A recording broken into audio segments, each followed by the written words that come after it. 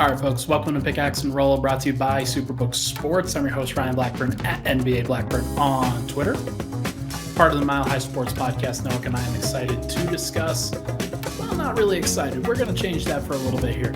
I am here to discuss the Denver Nuggets loss to the Oklahoma City Thunder. Final score 101-99. The Denver Nuggets in this game, they missed 16 free throws.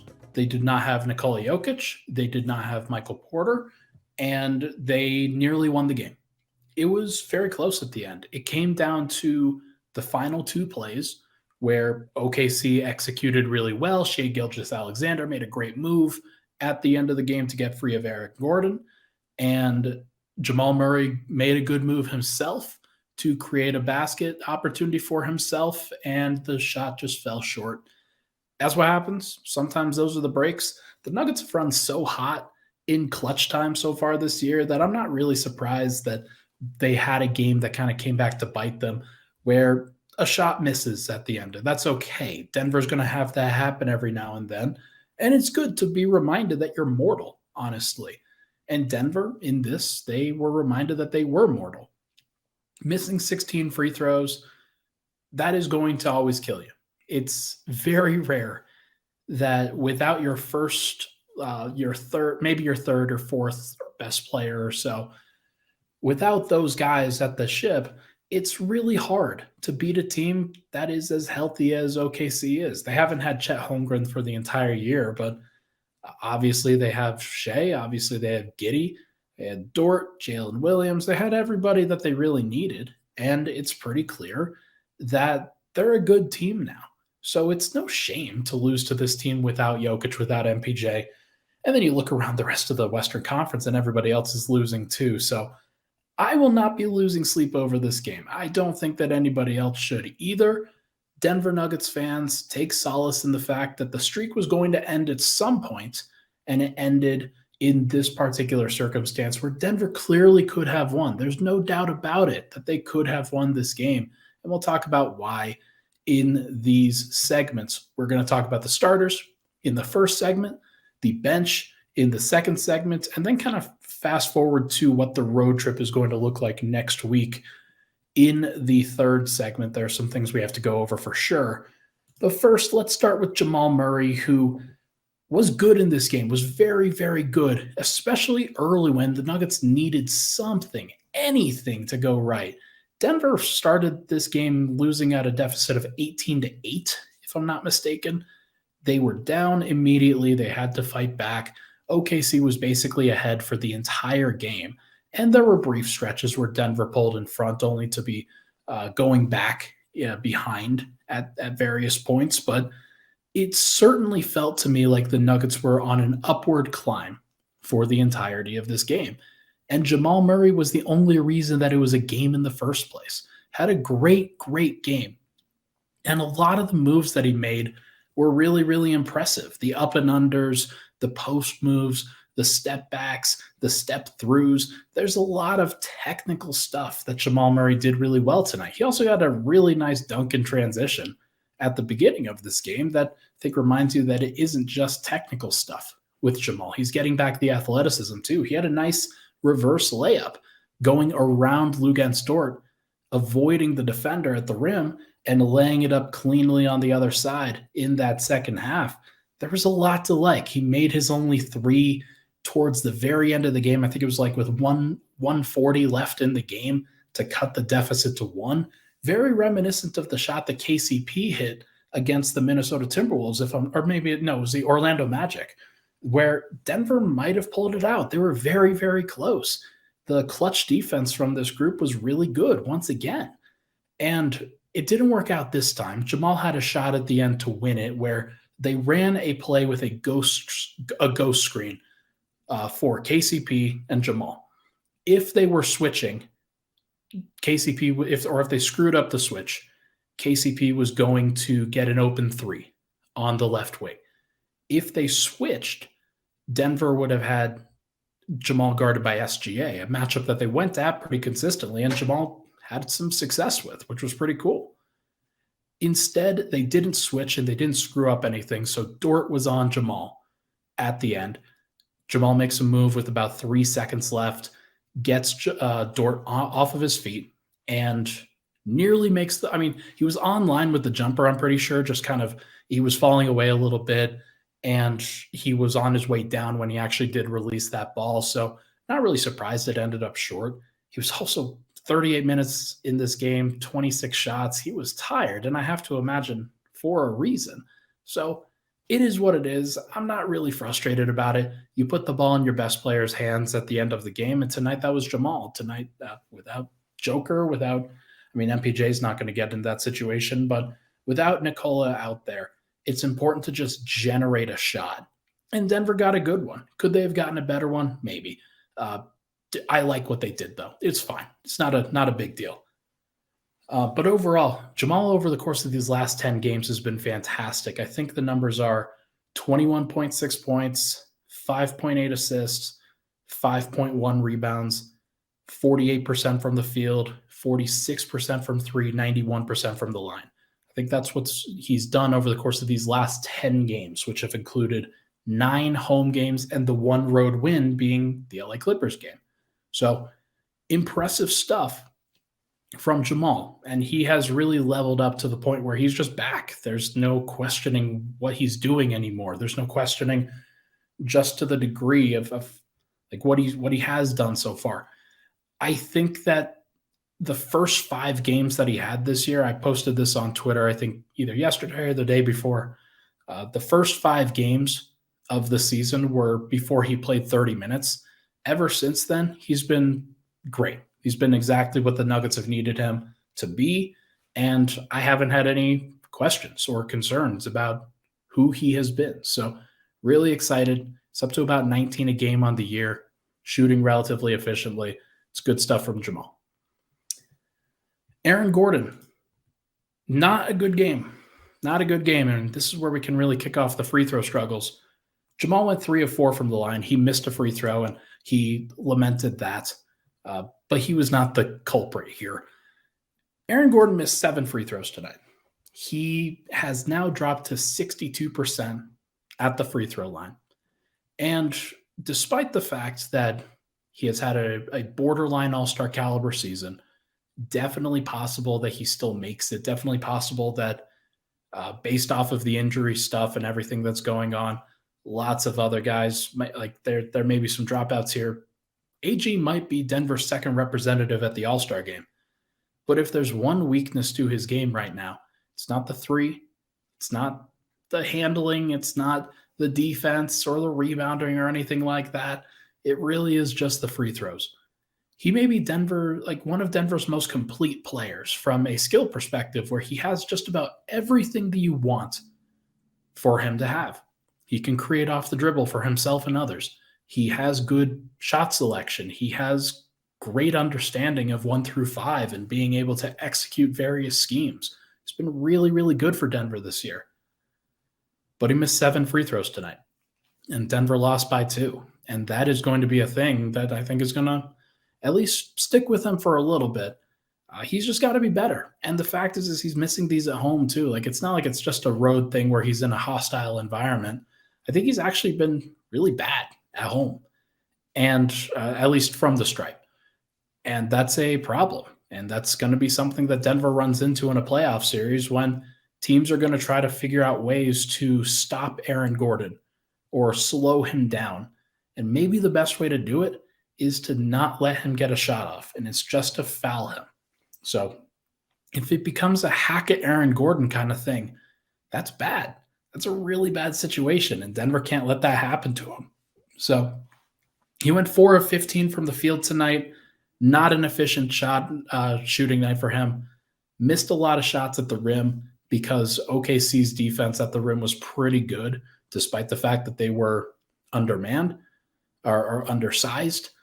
And yet, Aaron Gordon still has to finish some of these shots. Like, if he goes 5 of 15, Denver probably wins. If he goes 6 of 15, Denver definitely wins. He has to be better. And that was a real margin for Denver tonight, where they needed that and just didn't really get it.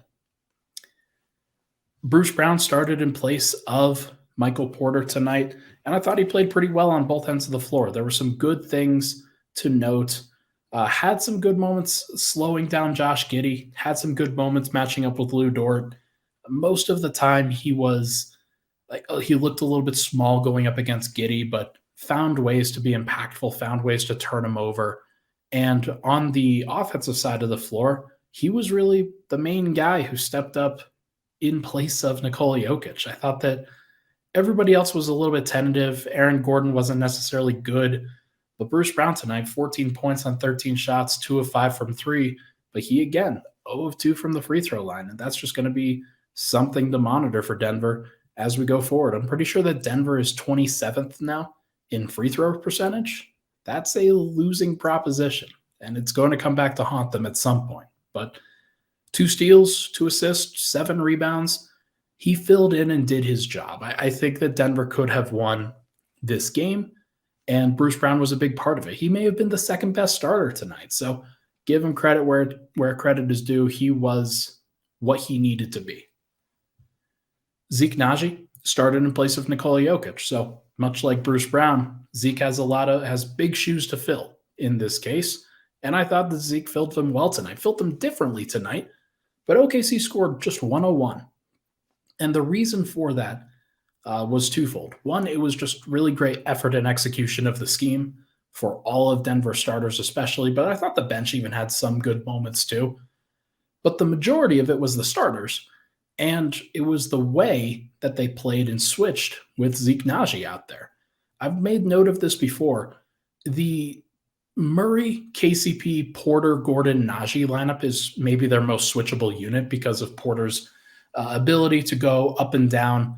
And Bruce Brown is even more switchable than Michael Porter. So they found a really interesting lineup here without MPJ and Yoke, where you played an interesting style. OKC was able to go on one-on-one in this case. Shea, Giddey, those guys did some good things in this matchup, but it was very heavily focused on isolation, and it really slowed down OKC's offense in general, that as long as Denver wasn't going to foul, and they did sometimes, and that was an issue, but no real foul trouble here. As long as they avoided fouls and gave up shots at the requisite rate, it was going to be fine. And they limited the number of threes that OKC attempted. They limited the number of free throws that OKC attempted. The problem with Zeke out there, because he's switching so much, he's on the perimeter. So he did a much better job tonight of grabbing defensive rebounds. And yet there were still plenty of opportunities for OKC, whether it's Aaron Wiggins off the bench or Lou Dort or Giddey or Mike Muscala. All of those guys found a way to impact the game on the offensive glass. OKC out-rebounded Denver 50-42 tonight, and it wasn't because of the shooting splits. It was purely hustle stuff. It was purely boxing out and making an impact and finding ways to outplay Denver on the interior. And OKC has a much more they have a much more consistent time doing that, because Denver is always they're always around Jokić and Porter, so they have the size that it doesn't really matter. But when you take away the size and you have to go purely hustle and technique and things like that, I think that OKC, they know where their bread is buttered. They know how to do this against a team like Denver, going into a place like the Mile High City and stealing extra possessions. That's definitely something that Denver has had to worry about going forward, or maybe when they play small in the playoffs, this is something that a team like Golden State could definitely exploit when they go small. But when Denver goes small, they can't get trapped into not boxing out, not hustling, not having several players going to the rebound. I thought that they were caught looking tonight, but I'm tangenting here. Zeke Naji had 10 rebounds. The rebounding really wasn't on him specifically. I thought if there were candidates to be criticized here, Jeff Green, Vlatko Cancar, Bones Highland each grabbed 0. Everybody else on the team grabbed at least 4. So if we're talking about where this actually is, it's with the bench. But starters were pretty good in general in that regard. because they are focused and because they are veterans and like very locked in on that. But Zeke specifically, really good game. Switched on to Shea, got cooked a couple times, blocked him once. Just had a really, really impressive switching profile, whether it was going up against Shea or Giddey or Dort or Isaiah Joe or Trey Mann or basically anybody that OKC threw at him. That's the good thing about Zeke Naji. He can guard anybody. And if you put him in that situation and allow him to flourish, he will. And so good stuff from Zeke tonight. He deserves credit. And 10 rebounds is big. He had the clutch free throws and he had a clutch three. Deserves a lot of credit for that. And finally, with the starters, KCP, not a notable night statistically for him. He did get 2 steals, 10 points, 4 rebounds, 1 assist, had a key three-pointer in the fourth quarter. Not necessarily anything major that really sticks out with him tonight. I wish he would have put on a more solid screen than just a ghost screen with the last play of the game. But I understand why Denver ran a ghost screen. You do not want to get an illegal screening foul in that situation. And they probably wouldn't have switched it anyway, or they would have just trapped Jamal and they would have tried to get the ball out of his hands. So interesting way to play it, interesting way to do it. But KCP I thought was fine tonight, not necessarily an issue at all. I thought the starters overall were decent. AG was not good in terms of just his overall efficiency, but thought the starters were good, and they really locked in at the end defensively. OKC scored just 20 points in that fourth quarter and just 7 points in the final 6 minutes. Like, it was a really good defensive performance for Denver. They just didn't really have enough offense to go with Jamal. So it is what it is. Tough loss, but the starters were fine in place of Nikola Jokić and Michael Porter's absence. Let's take a break. When we come back, we are going to discuss the bench and some curious things that happened tonight. But first, add this to your New Year's resolutions. Win money in 2023 with our friends at Superbook Sports. Superbook has over 3 decades of sports wagering experience in Las Vegas, and you'll get the best odds anywhere, as we have now finished up the NFL divisional round and we'll move into the championship round. There's final 4 teams here in the AFC and the NFC. Should be very interesting to see how it plays out. You can bet on it anywhere. Plus, check out their special odds boosts and promotions at superbook.com. Make 2023 the year where you win money from Vegas. Download the Superbook Sports app now and place your bets. Visit superbook.com for terms and conditions.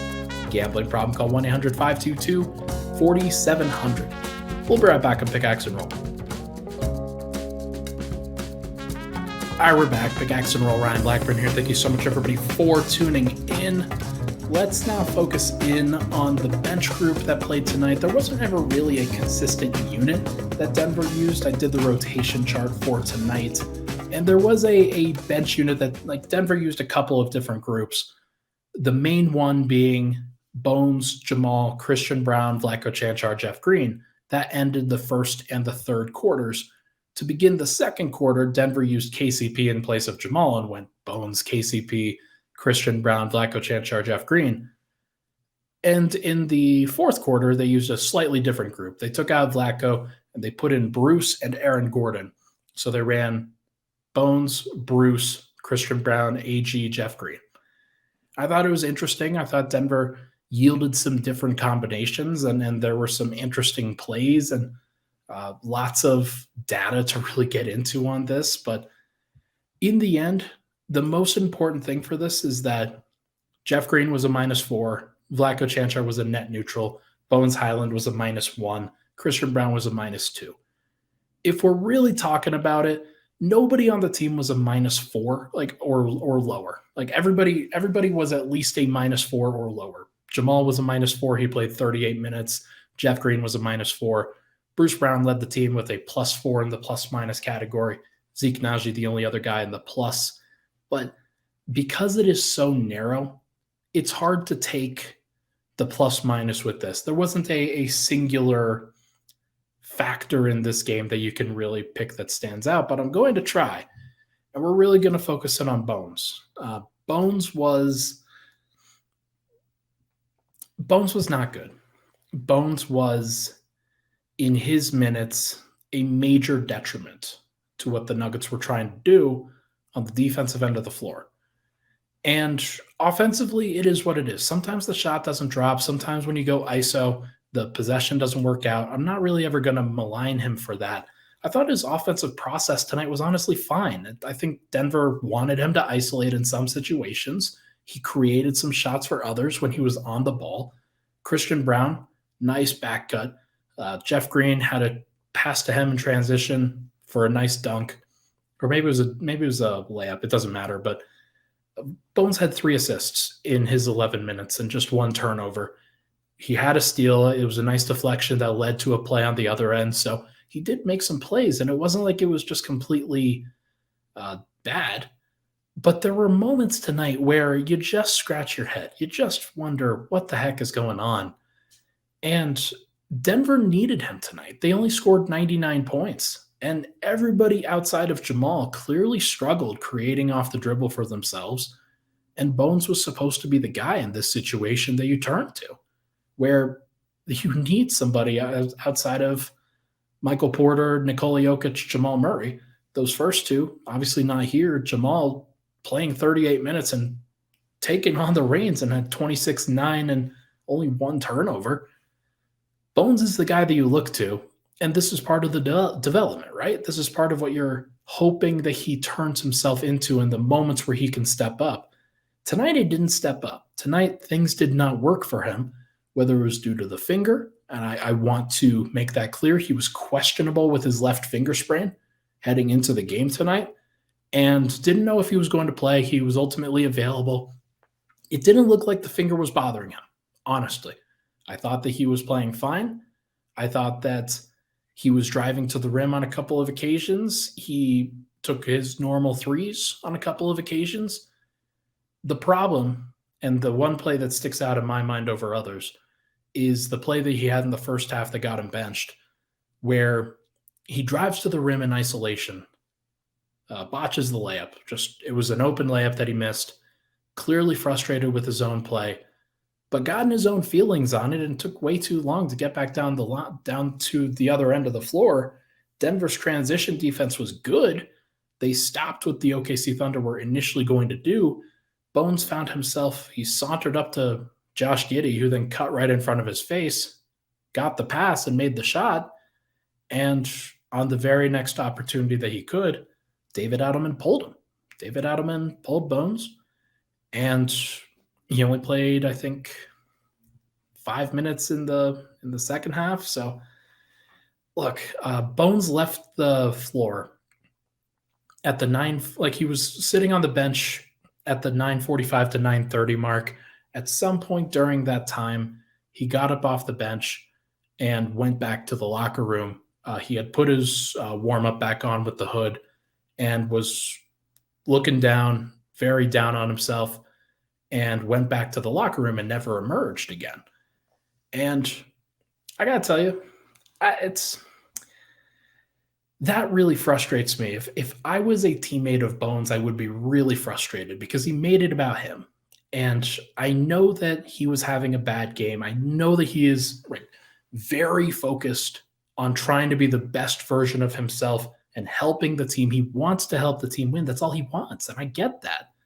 But he made it about himself at that moment by going back to the locker room. And they talked about, David Adelman said something about how he went back to the locker room and was getting treatment, didn't really know what it was about or if there was anything that was precluding him from coming back. But he basically had said that he wasn't, Bones wasn't going to come back into the game anyway after that point, and they were just going to ride with the rotation that they had, the starters, obviously.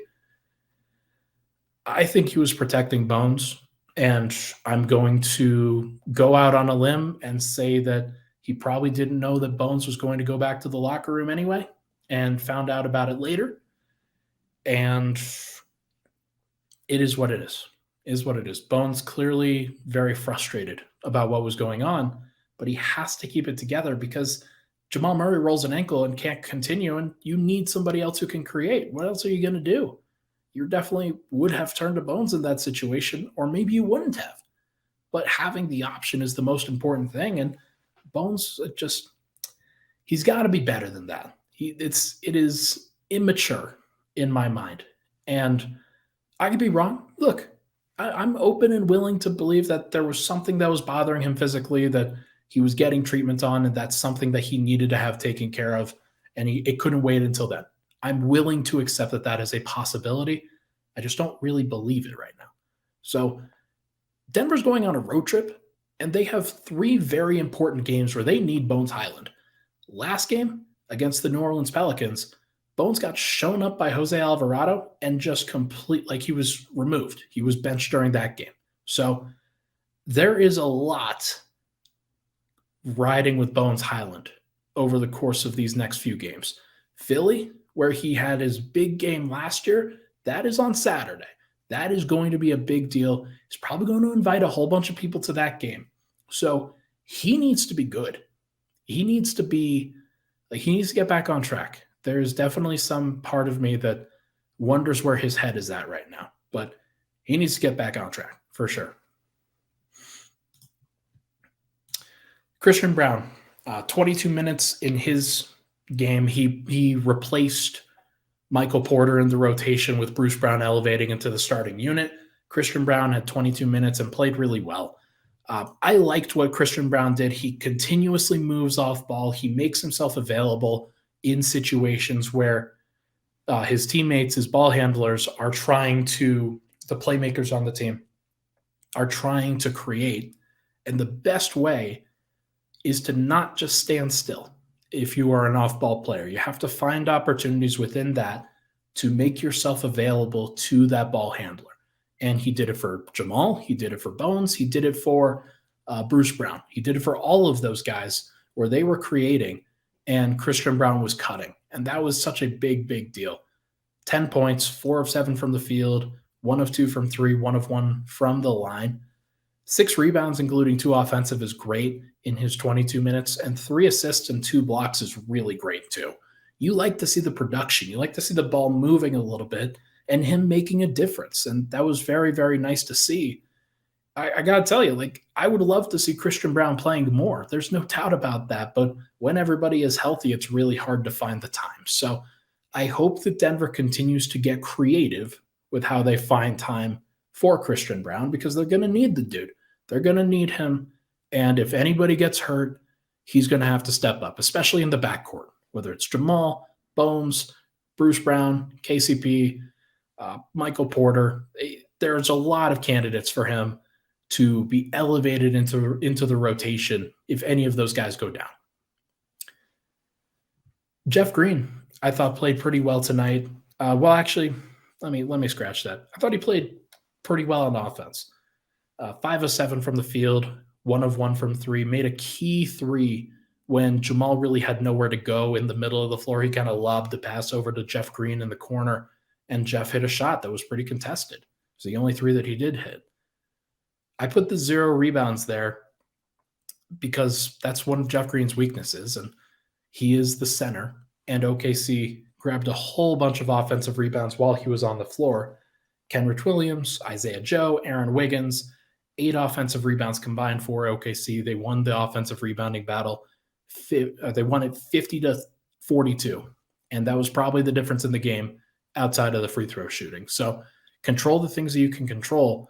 Jeff has got to be better on the glass. There's no doubt about it. I know he's probably not looking to throw around his body when it comes to that hand, when it comes to dealing with the injury that he came back with, but I do think that Denver's got to hope that he is better going forward on the glass, because I liked various aspects of the Vlatko Cancar Jeff Green combination tonight. Not everything. I thought that I'll get to Vlatko in a bit, but there was definitely some stuff where Jeff Green got switched out into cases and could not guard Shea, could not really defend and match up with any of the athletic OKC players that were out there. But it is what it is. Jeff, in my mind, is one of those guys, they're still trying to figure out what to do with him. And they may decide to play Vlatko over him. They may not. I'm very curious to see what they ultimately go with. But in my mind, Jeff Green is probably going to be a rotation player ahead of Vlatko. He'll play next to Zeke Naji. And that's the rotation that Denver's probably going to go with until at least the trade deadline. So we're going to see. We're going to see what happens when Nikola is back healthy and they can really get this rotation back into focus here. But I'm hoping that Jeff continues to improve because he's got to be a better rebounder. If he's going to be on the floor with Zeke Naji and Zeke is going to focus on boxing out the opposing team's center, Jeff has got to be taking advantage of that. And finally, I didn't want to do it to him, but I had to. Vlatko Cancar. He had the old 0 game, 10 minutes, and had zeros across the board, including his plus-minus. That actually was pretty funny to look at. 10 points, or 10 minutes, 0 shots, 0 threes, 0 free throws, 0 rebounds, 0 assists, 0 steals, 0 blocks, 0 turnovers, 0 fouls, and a plus-minus of 0. That is clear cardio.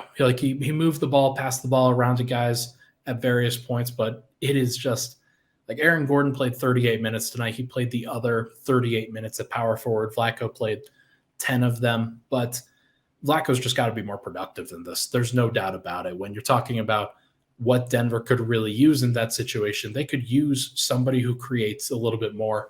Jeff was a little bit more involved in the pick and roll, and that's probably why you see his field goals number, Jeff's at 5 of 7 from the field, a little bit higher, and it would be a little bit more distributed had it been different.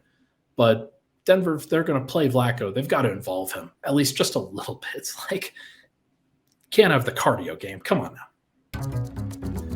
All right, let's take a break. When we come back, we are going to focus in on the road trip that is upcoming for Denver. 3-game road trip, very quick, but they get a little bit of rest too. We'll be right back. All right, we're back. Pickaxe and Roll, Ryan Blackburn here. Thank you so much, everybody, for tuning in. Final segments. I know it's tough, but as I made sure to note on the bottom of the screen here, if you're watching the YouTube clip, the Nuggets are still the first seed in the Western Conference. They actually are the first seed by a game and a half. It's not that Memphis caught up with them. Memphis has lost now 2 in a row, and they lost to the Phoenix Suns, who were reeling at one point, and now they've got Chris Paul back. They've got Cam Johnson back.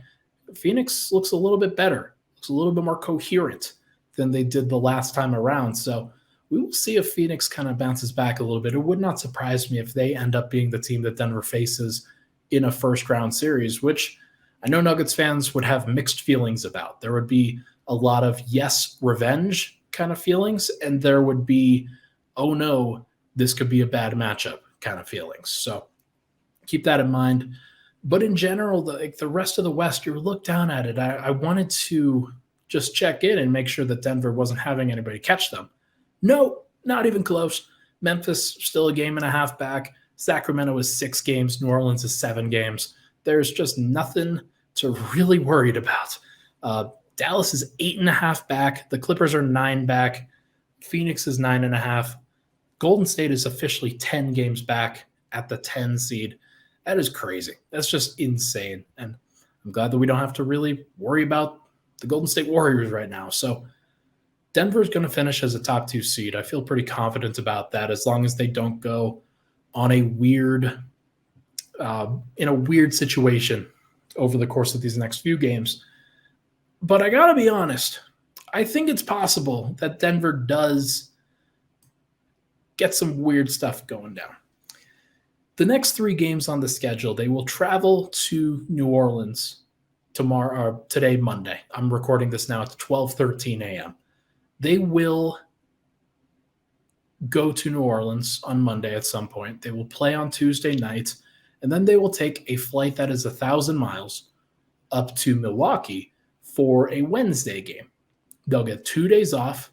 At one point during that, maybe it'll be that Thursday. Maybe they will they'll probably sleep in Milwaukee and fly to Philly on Thursday, and they'll spend the day in Philly just hanging out, chilling, trying to relax a little bit after the back-to-back. And then Friday, they will have a little bit more of a focused day before a Saturday afternoon game against the Philadelphia 76ers on Rivalry Week. And so this is Rivalry Week. This is Denver's main rivalry game. Nuggets versus Sixers, Jokić versus Embiid. Jokić will play in that game. I have no doubts. They're not going to sit him unless he aggravates a hamstring that he's already dealing with right now. He'll probably come back, whether it's on against New Orleans or Milwaukee. He'll come back for one of the two or both before he plays. I feel pretty confident in saying that. His status for the trip, we're going to see what it looks like. Denver has been very cautious with him. They have wanted to refrain from any possible nagging injuries that continue to be re-aggravated. A soft tissue injury like a left hamstring is bad. You do not want to mess with that at all, because the last thing you want to do is pull the damn thing and then it becomes a 6-week injury.